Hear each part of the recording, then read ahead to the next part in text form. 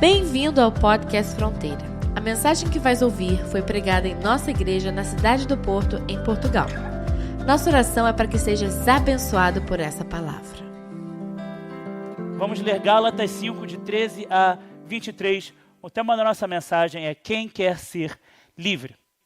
Irmãos, vocês foram chamados para a liberdade. Mas não usem a liberdade para dar ocasião à vontade da carne. Ao contrário, sirvam uns aos outros mediante o amor. Toda a lei se resume num só mandamento: ame o seu próximo como a si mesmo. Mas, se vocês se mordem e se devoram uns aos outros, cuidado para não se destruírem mutuamente. Versículo 16. Por isso eu digo, vivam pelo Espírito, e de modo nenhum satisfarão os desejos da carne, pois a carne deseja o que é contrário ao Espírito, o Espírito que é contrário à carne. Eles estão em conflito um com o outro, de modo que vocês não fazem o que desejam. Mas, se vocês são guiados pelo Espírito, não estão debaixo da lei. Versículo 19. Ora, as obras da carne são manifestas: imoralidade sexual, impureza, libertinagem, idolatria, feitiçaria, ódio, discórdia, ciúmes, ira, egoísmo, dissensões, facções, inveja, embriaguez, orgias e coisas semelhantes. Eu os advirto, como já antes os adverti: aqueles que praticam essas coisas não herdarão o reino de Deus. Mas o fruto do Espírito é amor, alegria, paz, paciência, amabilidade, bondade, fidelidade, mansidão e domínio próprio. Contra essas coisas não há lei. Amém. Amém. A palavra do Senhor começa a declarar a nós. A Bíblia não foi escrita para nós. Essa passagem foi escrita para a igreja em Gálatas, para os Gálatas. Então, nós, ao lermos a palavra do Senhor, da mesma forma que entendemos, isso aqui tem contextos históricos, contextos culturais, palavras de Deus para aquelas pessoas daquela época, tudo na Bíblia se aplica a mim e a você. Certa vez, numa classe do meu mestrado, foi feita a seguinte pergunta: a Bíblia, se fosse escrita hoje em dia, o que ela teria de diferente? E algumas pessoas disseram: a Bíblia teria exemplos de tecnologia, falaria sobre namoro, falaria sobre redes sociais. E a verdade é que a resposta é nada. A Bíblia não seria alterada se fosse escrita nos dias de hoje. Porque toda forma de linguagem, toda forma de expressão, tudo que é escrito na Bíblia se aplica há 2.000 anos atrás, há 6.000 anos atrás, se aplica hoje para quem vive numa metrópole, para quem vive no campo, para quem pela primeira vez recebe o Evangelho, para quem já escuta e lê a palavra do Senhor há 60, 80 anos. A Bíblia ela é perfeita. Então, tudo que a Bíblia diz pode não ter sido escrito primordialmente, inicialmente, para mim, mas se aplica a mim. Então, o que a Bíblia começa a dizer aqui, essa passagem em Gálatas, é: irmãos, vocês foram chamados para a liberdade. Nós fomos chamados a ser livres. O Evangelho não aprisiona, o Evangelho não detém, o Evangelho liberta. O mundo lá fora vai dizer: na igreja é só não. Na igreja, você vai para a igreja, você não pode fazer isso, você não pode fazer aquilo outro, você não pode fazer aquilo outro. Aquilo que você antes fazia, você tem que deixar de fazer. E é verdade. Graças a Deus, cada um de nós, ao entrar na igreja, ao receber a Cristo, deixou de fazer coisas que fazia antes. Deixou de falar com pessoas que falava antes, deixou de ter conversas que tinha antes, deixou de ter pensamentos, vontades, desejos que tinha antes. É verdade ou não é? Quem aqui pode dizer que ao receber a Cristo, na sua vida cristã, deixou velhas atitudes para trás? Levanta a mão. Glória a Deus. E eu oro para que isso seja verdade para todos nós. Todos nós temos que deixar para trás, mas o negar essas coisas não significa ser aprisionado, significa o perfeito oposto, significa a liberdade. Gálatas 5 começa a dizer, vocês foram chamados para a liberdade, mas não usem a liberdade para dar ocasião à vontade da carne. Quem aqui, quando novo, quando criança, quando adolescente, queria ser adulto para poder fazer suas próprias coisas? Certamente, 1, 2, 3, se não a maioria de nós aqui pensava, quando eu fizer 18 anos, eu vou pegar uma carteira de motorista, eu vou pegar o carro e eu vou dirigir para onde eu quiser. Quando eu for adulto, eu tiver o meu trabalho, eu tiver o meu dinheiro, eu vou comprar as coisas que eu quiser. Eu lembro da minha irmã, quando ela era criança, ela passou a infância inteira pedindo aos meus pais um cachorro. Pai, eu quero um cachorrinho, eu quero um cachorrinho, eu quero um cachorrinho. E lá em casa sempre foi norma. Não, porque quem limpa acaba sendo pai e mãe. Meus pais sempre trabalharam, sempre tiveram uma vida muito corrida, então foi não. E a fala para a Pâmela, para minha irmã, sempre foi, Pâmela, quando você casar, você pega o cachorro. Pâmela e Thomas casaram e em menos de 6 meses já estavam com um cachorro dentro de casa. Hoje tem 2, exatamente. E ela fez exatamente aquilo que ela sempre quis fazer enquanto criança. E, graças a Deus, a gente tem essa liberdade para tomar as nossas decisões, mas a liberdade não é fazer o que eu quero. Liberdade não é fazer a vontade da minha carne. Liberdade não é o que eu quero, eu estou afim, eu vou fazer. Ora, de uma forma muito simples. Quem aqui faz tudo o que quer fazer na vida? Ninguém. Todo mundo aqui tem que pagar a conta. Alguém quer pagar a conta? Não, né? Imaginei. Alguém quer, sei lá, ter que ir ao médico fazer check-ups eventuais? Eu não vou perguntar se alguém aqui quer ir para a academia, porque a Adriana vai dizer que quer, com certeza. Mas quem aqui quer fazer dieta? Nós tantas vezes fazemos aquilo que não queremos. E isso também é liberdade. Liberdade não é fazer o que eu quero, liberdade não é fazer o que eu sequer possa fazer. Qualquer um de nós aqui, ao receber a renda, o salário, no início, no fim do mês, no meio do mês, pode dizer, vou viajar, vou comprar 2 passagens para mim e para minha esposa, eu vou para onde eu quiser. Não vou pagar conta esse mês, não vou pagar luz, não vou pagar água, não vou pagar cartão, não vou pagar gasolina, não vou pagar nada. Vamos viajar. Você pode fazer isso? Pode. Você vai fazer isso? Espero que não. Pastor, então eu não tenho liberdade? Claro que tem. A decisão continua sendo sua. A palavra do Senhor declara, todas as coisas me são lícitas, mas nem todas me convêm. Todas as coisas me são lícitas, mas não me deixarei dominar por nenhuma delas. Tudo te é lícito. Significa, você pode fazer tudo. Mas não convém. Não convém. Pastor, desculpa, mas não convém pegar o meu salário e torrar numa viagem, sendo que eu tenho que pagar minhas contas. Verdade, não convém. Assim como também não convém, porque te é lícito se permitir ser dominado por qualquer uma dessas coisas. Pastor, como assim ser dominado? Quantas pessoas nós não conhecemos? Mas a Bíblia diz que não é pecado beber, então eu vou beber e acaba bêbado. Acaba dominado. Quantas pessoas nós não conhecemos que são viciadas no celular, no iPhone? São viciadas em tecnologia, são dominadas por essas coisas. Se acaba a bateria do telefone, meu Deus do céu, acabou o dia. Como que eu vou falar com as pessoas? Eu sou do tempo em que celular não existia. E todo mundo viveu e estava bem. A verdade, pela grande maioria da história da humanidade, não existiu celular. E a humanidade não acabou por causa disso. Mas nós hoje somos viciados. Seja em tecnologia, seja em televisão, seja em coisas que são para serem passatempos, como um videogame, como um jogo. Quantas pessoas hoje não são viciadas em jogo online?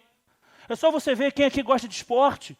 Quantos dos times ao redor do mundo não são patrocinados por sites de apostas? Porque as pessoas estão cada vez mais viciadas, dominadas pela necessidade de apostar, pela necessidade de jogar, pela necessidade de testar a sorte.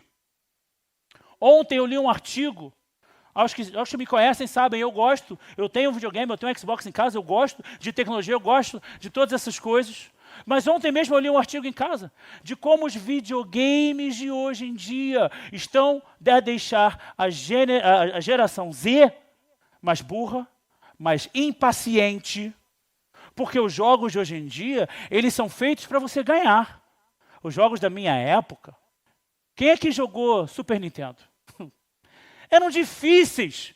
Você tinha que ter uma paciência, você se estressava com o jogo muitas vezes, você desistia, você largava aquele negócio, não vou mais jogar, e demorava uma semana, você voltava e tentava aquele negócio de novo. Sonic.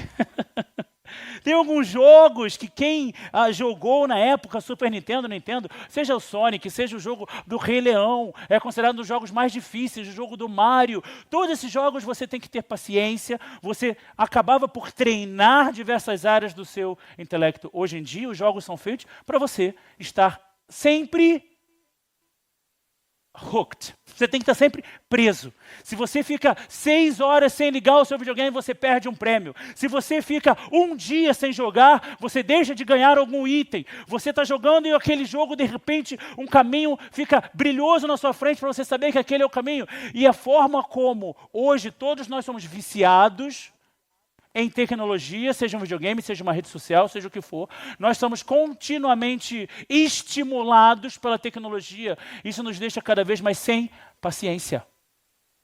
Hoje em dia, nossa geração, isso não são apenas os adolescentes de hoje, mas todos nós, temos menos paciência para assistir uma palestra ou uma pregação do que nossos pais tinham.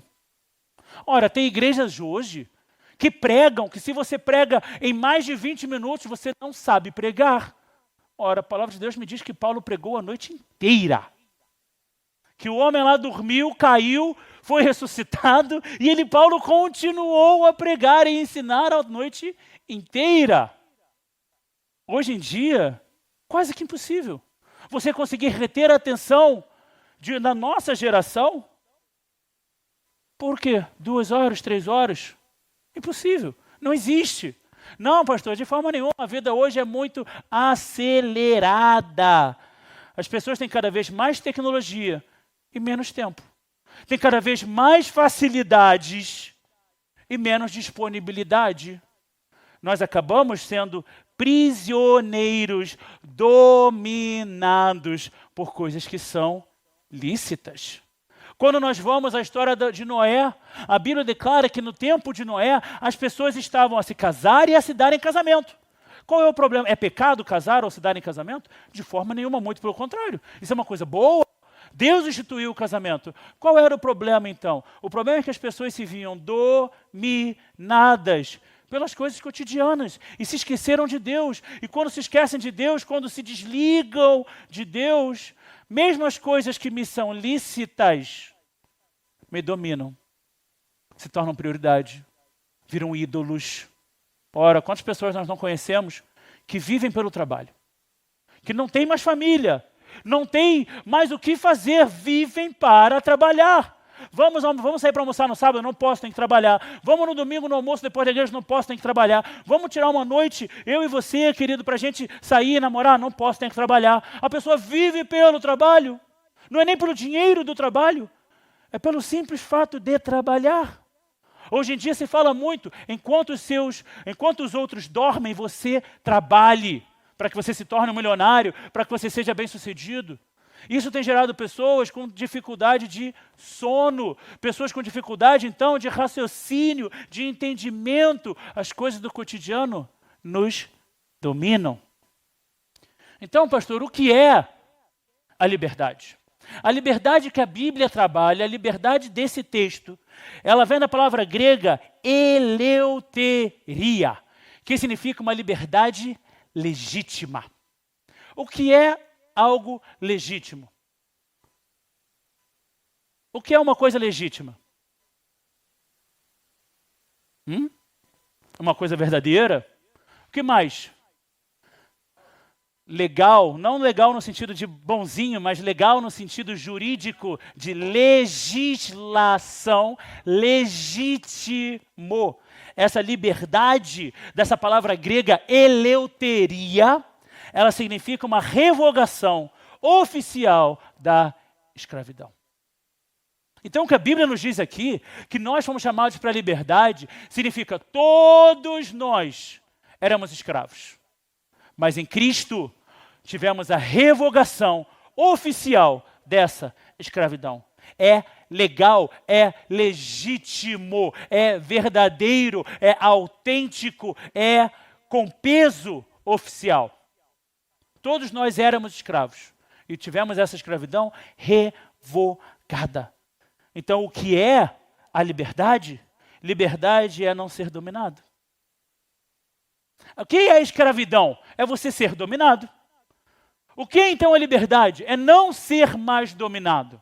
Mas aí, pela minha própria liberdade, eu escolho as coisas do mundo. E apesar de tudo me ser lícito, eu me vejo mais uma vez dominado por outras coisas. É difícil. E a verdade é que é sim muito difícil. O mundo espiritual é muito mais real do que a cadeira que você está sentado nesse momento. No mundo espiritual, todos nós, antes de recebermos salvação por Jesus Cristo, éramos escravos da morte e do pecado. Vivíamos subjugados por Satanás. A Bíblia declara que o príncipe desse mundo aí fora é Satanás. Que o mundo que nós vivemos jaz, se deita no maligno. Então lá fora, mas o meu vizinho é muito bonzinho, dominado por Satanás.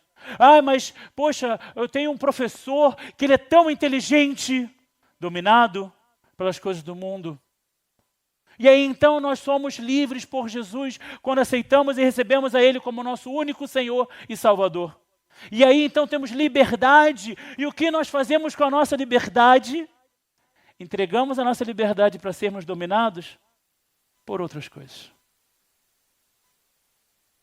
Por isso que o crente, cada vez mais, é fraco, é triste, não vive uma vida de poder, não vive plenitude do que Deus deseja para nós, porque nós escolhemos o domínio errado, vez após vez.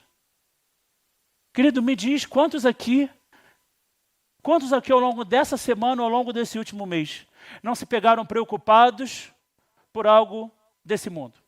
Certamente todos nós.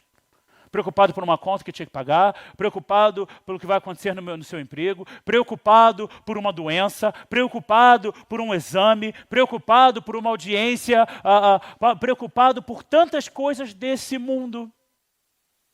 E se eu te perguntasse quantos de nós aqui, ao longo dessa última semana ou desse último mês, estivemos preocupados com as coisas de Deus?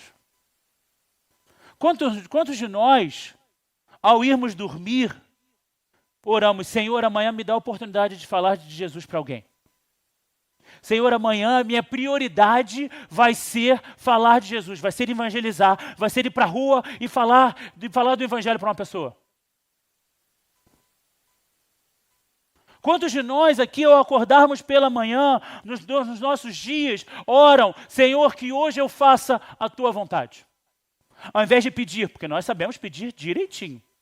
Senhor, abençoa o meu dia, abençoa o meu escovar de dente, abençoa a minha comida, Senhor, abençoa o meu caminho, Senhor, que meu carro ligue hoje, Senhor, que eu tenha dinheiro para botar gasolina, Senhor, me leva debaixo das tuas mãos de poder para o meu trabalho, Senhor, no meu trabalho me abençoa, me livra de todo mal, me livra de toda inveja. A gente passa o dia inteiro pedindo por coisas dessa vida, por coisas desse mundo, dominados pelas preocupações.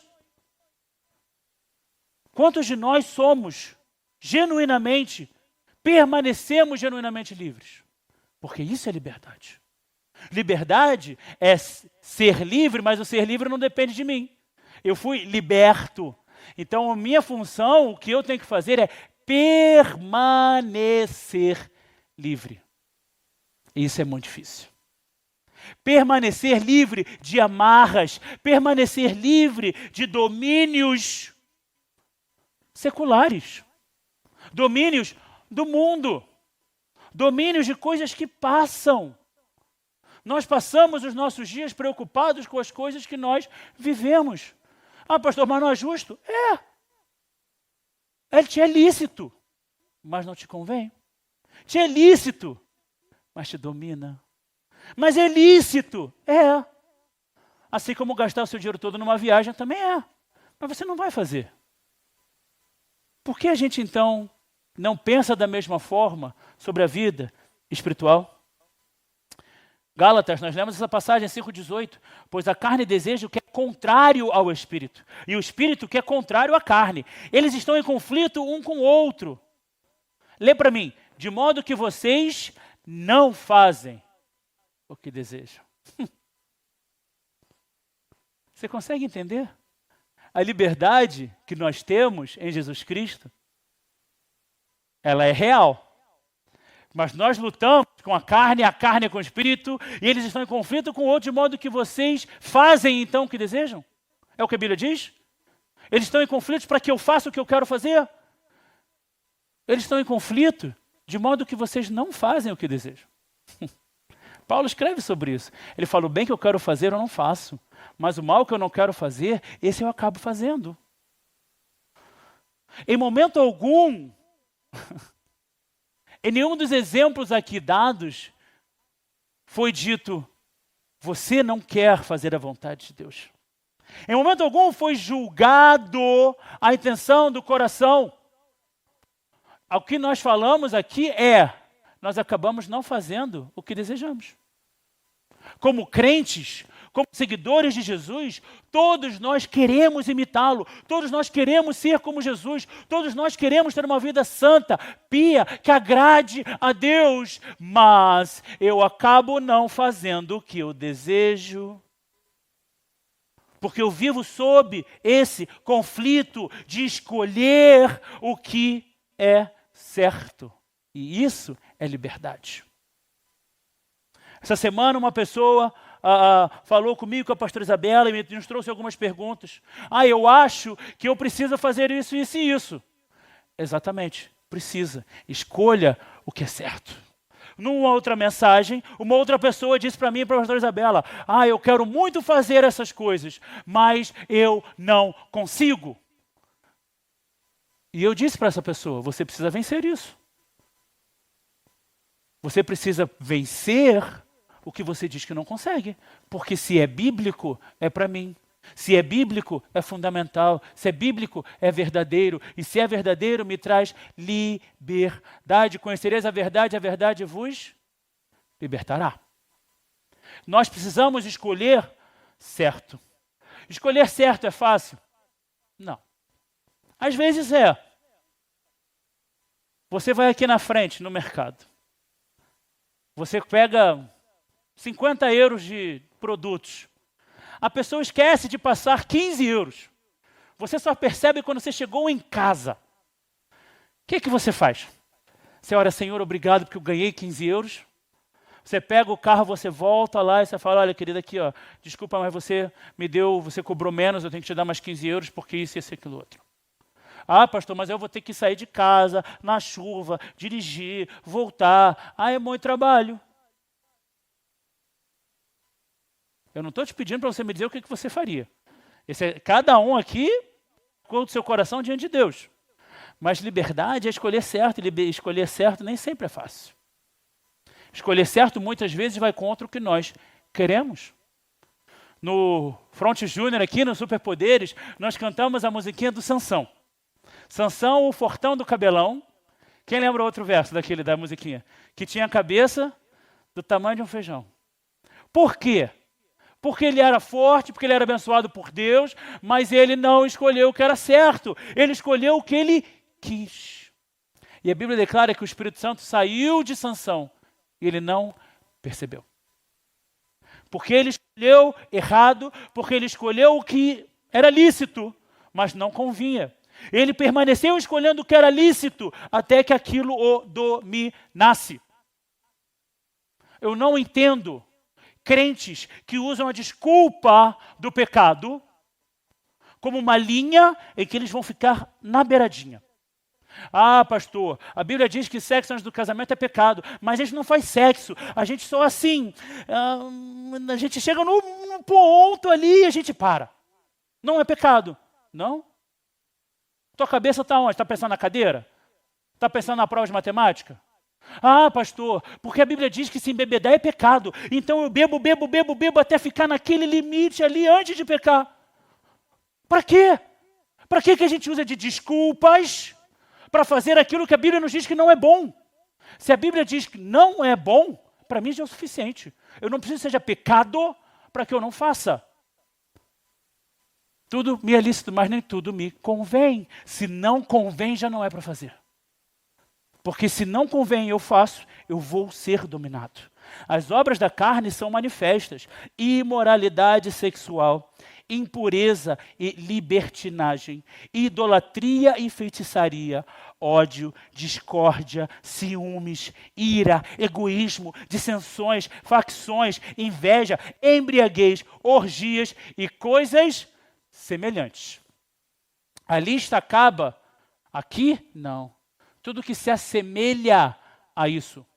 Tudo que é, em outras versões, em outra passagem bíblica, diz aparência do mal. Parece com o mal? Foge. Foge. O que a Bíblia diz para nós fazermos com Satanás? A Bíblia manda nós brigarmos com Satanás? O que a Bíblia manda? Façam isso com Satanás e ele fugirá de vós. Qual é o verbo aqui? Resistir. Resista a Satanás. Resista ao inimigo e ele fugirá de vós. Ele vai vir contra você. Ele vai trazer a tentação. Ser tentado, presta atenção, olhe para mim. Ser tentado não é pecado. Jesus foi tentado. Ser tentado não é pecado. O pecado é o que nós fazemos com aquela tentação. Se a tentação vem e você fica ali marinando na tentação, você já pecou no seu coração. A tentação vem e você resiste. E Satanás fugirá de vós. Nosso inimigo fugirá. A tentação vem e você se aparta, você foge da aparência do mal. É o que diz a Bíblia. Resistir, Satanás, fugir da aparência do mal. A Bíblia nos diz, querido, presta atenção, foge. Foge do que vai te dominar. Foge dessas coisas e das coisas semelhantes. Foge de tudo que é isso e tudo que te leva a isso. Porque a Bíblia continua. Eu os advirto, como já os adverti. Aqueles que praticam essas coisas, não o quê? Herdarão o reino de Deus. O que é uma herança? O que é herança? É ganhar alguma coisa quando alguém morrer. Como é que se dá a herança? Se não tiver um testemunho dizendo Bill Gates morreu, deixou para o Fronteira Porto, deu 10 bilhões de dólares. Amém, Senhor? Não. Isso não é uma herança. Isso aqui é um testamento. O que é uma herança? De pai para filho. Herança é um direito que nós temos ao nascermos. O Leandro nasceu filho do Fernando, tem a herança do Fernando. Da mesma forma o Tiago do Álvaro e o Álvaro, antes do Tiago, do Manuel. E por aí vai. Herança é algo que nos é dado, que nos é um direito. Só que quando eu pratico essas coisas, eu abro mão da minha herança. Eu abro mão de algo que Deus quer me dar. Eu abro mão de algo que Deus já me chamou para ter. Na tua liberdade, não renuncie à tua herança. O que vale mais, querido? O que vale mais? Um prazer momentâneo? O que vale mais? Algo que vai satisfazer uma vontade ou algo que é eterno? Na nossa escola dominical de 2, 3 semanas atrás, nós falamos da diferença entre emoções e sentimentos. A emoção é algo que é momentâneo, que dá como um reflexo, uma resposta de algo que aconteça. O sentimento é o que é construído ao longo do tempo. Por isso que não existe amor à primeira vista, porque você será atraído por alguém, isso é uma emoção, é uma reação. O sentimento é quando você pega essa emoção, você pega essa atração e você constrói em cima dela. Da mesma forma, o que é eterno, o que é minha herança, tua herança, é algo que Deus já te deu para ser seu, não apenas nessa terra, mas por toda a eternidade. Na tua liberdade, não se deixe dominar. Porque os que se deixam dominar renunciam à herança. Aqueles que praticam essas coisas não herdarão o reino de Deus. Herança é filiação, é você ser filho. Renunciar uma herança é renunciar essa filiação. A vontade de Deus para nós é o céu, mas nós precisamos escolhê-lo. Nós precisamos, com a nossa liberdade, escolher o céu, escolher o que vem de Deus, é escolher o que é certo. Salmo 37, versículos 27 e 28 diz: aparta-te do mal e faze o bem, e será perpétua a tua morada, pois o Senhor ama a justiça e não desampara os seus santos. Aparta-te do mal. Cada um aqui sabe, cada um de nós aqui sabe, no seu íntimo, aquilo que te pega. Aquilo que te faz balançar. Aquilo que pode até te ser lícito, mas te domina. Não convém. Aparta-te dessas coisas. Foge dessas coisas e faz o bem. Você vê, a Bíblia é muito específica na forma como ela escreve as coisas. Aqui existe um primeiro momento e um segundo momento. Aparta-te e faz o bem. Enquanto eu não me apartar do mal, eu não tenho como fazer o bem. Jesus disse: pode uma árvore ruim dar frutos bons? Pode uma árvore boa dar frutos ruins? Enquanto eu faço mal, enquanto eu estou no mal, eu posso fazer o bem? Não. Eu preciso deixar uma coisa para fazer a outra. Eu não posso servir a dois senhores, senão eu vou amar a um e odiar a outro. Tantas passagens que reforçam a mesma ideia, a mesma verdade. Em nome de Jesus, aparta-te da imoralidade sexual, da impureza, da libertinagem, da idolatria, da feitiçaria, do ódio, da discórdia, dos ciúmes, da ira, do egoísmo, das dissensões, das facções, de inveja, embriaguez, orgia e de coisas semelhantes a essas. Cada uma dessas coisas aqui, querido, dava um estudo. Não era nem uma pregação.